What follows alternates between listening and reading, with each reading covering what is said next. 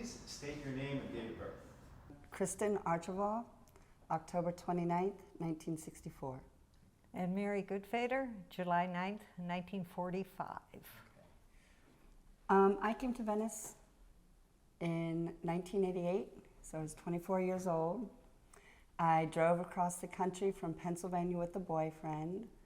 He told me we were going to go live with his friend in Venice. His friend lived at the end of Horizon on Speedway where the Sidewalk Café is. And I had never been able to walk on the beach, or, you know, the boardwalk was such a beautiful place, and all the artists. And in the beginning, because I come from central Pennsylvania where it's rolling hills and farmland, and I had gone to college in Ithaca, which is also another very green and quiet little town, my eyes were wide open. And it also is much more conservative, so I just was taking it in like eye candy. And for me, a couple days after I was here, I walked down and they were doing the roller boogie. I had no idea what that was, and I loved it. And I sat and I watched them and I watched them, and there was the fire pits and the graffiti pits. Being part of things that I had never seen before, I guess, and the curiosity, and the more I was here, the more I learned, the more I fell in love with it. I grew up in Iowa and came out to California to go to school at Occidental College. I didn't know the beach at all, and I married after college and moved to live in a beautiful suburban home of Palos Verdes and have my children. And I felt so isolated and so not in a big city. And articles were being written about Venice Beach, and it was the early 70s. They were hoping to revitalize it. And we came up to look at it, and I said to my husband, I can't stand Palos Verdes, let's move to Venice. And he said, live on an alley and have stoop living? And I convinced him to do that. It's always been such a nonconformist, kooky area that just intrigued me. It intrigued me the way the Village does in New York.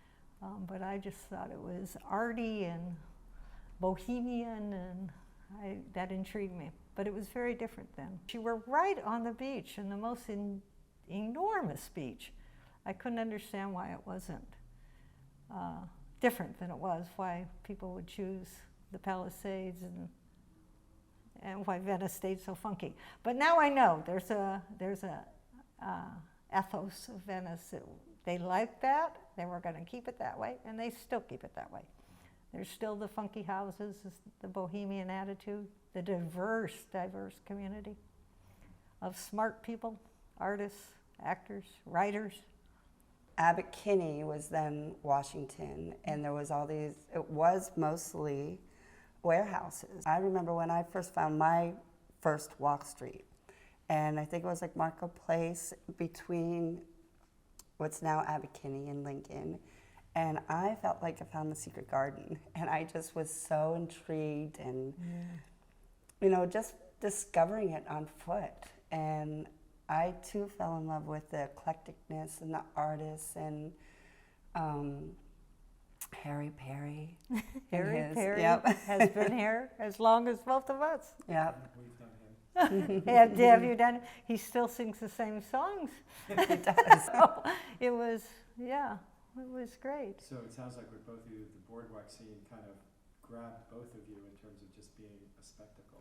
Well, the boardwalk grabbed us in a business sense, because how I really became familiar with it is I had the bookstore in Marina del Rey, and we needed a place to move the bookstore. The lease was up, and we didn't have a location. And my husband saw this empty, dilapidated building boarded up at the end of Horizon. But that was before you were here. The cafe was open when you came. And it had graffiti saying, "Stop bombing in Cambodia." That was 1976.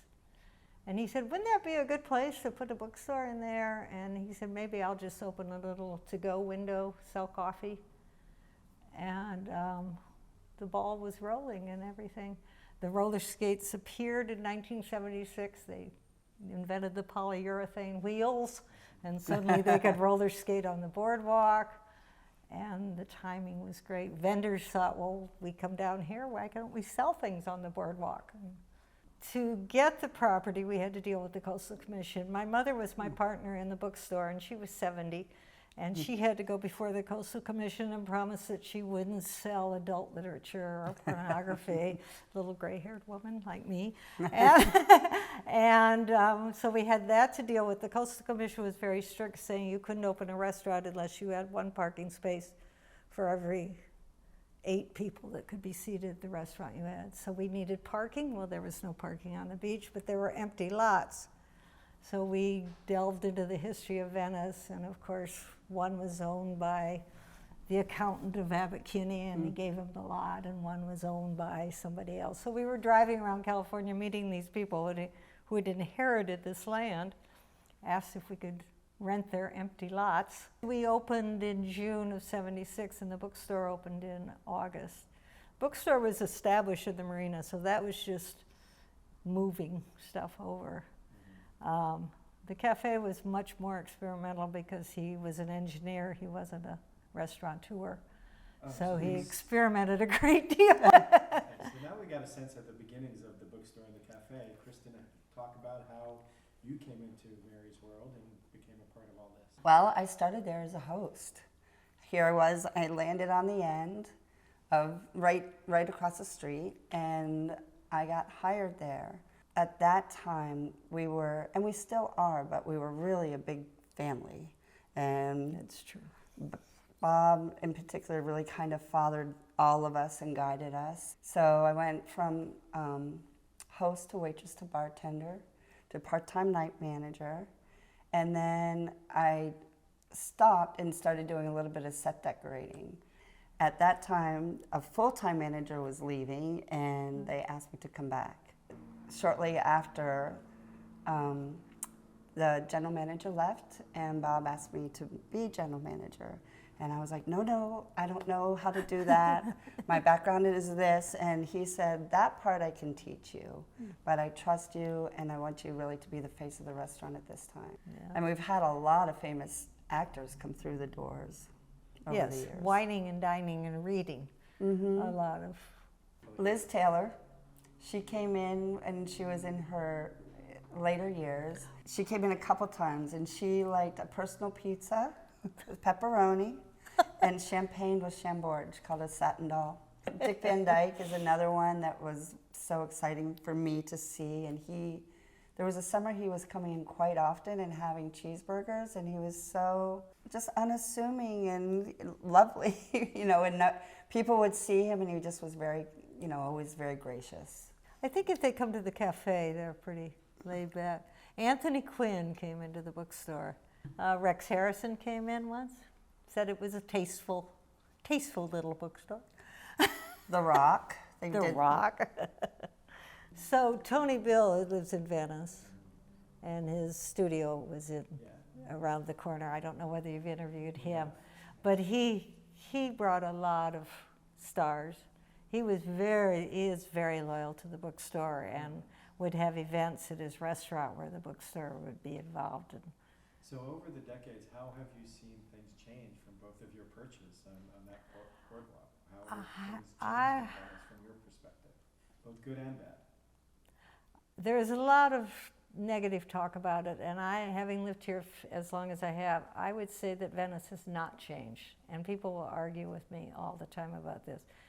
But it's based on not changing, and so there's constant barriers to change, constant discussions. You have a proposition, you have a committee of 4, and you have 6 different opinions in Venice, and you have 6 different committees, and everything is discussed to the hilt. So I feel that it's kept its diversity, and I feel that still exists. Okay. It can't not change. I think Venice has stayed remarkably unique. Well, Venice saved me, because I really would have been the angry white housewife going berserk in suburbia. And now I've never been bored a day in my life, living in Venice and running a bookstore and raising my children here and having the cafe. And it's made me an optimist, because Venice doesn't change. Basically, it's pretty much the same. The cost of living has gotten very high in it, and I guess that's a big change. But no, the perspective of the people who live in Venice, and we live in a very liberal section. Coming from a conservative place, it took me a while to embrace it because it felt uncomfortable for me. Even though I liked it and was exploring it, it felt uncomfortable. Now, I feel uncomfortable going to places that are not eclectic and artsy, and so many interesting people that are liberal and forward-thinking, and just fun to be around. And they're here, and it's not too hard to find them. They come to where we are. We're lucky. All I have to do is They come to us. Being in the middle of the boardwalk. Yeah. And I've seen and heard so many interesting people and their stories, and understand humanity. And people aren't afraid here of that. They express themselves. They Never crack boring. open, and never boring. Never boring. That's good.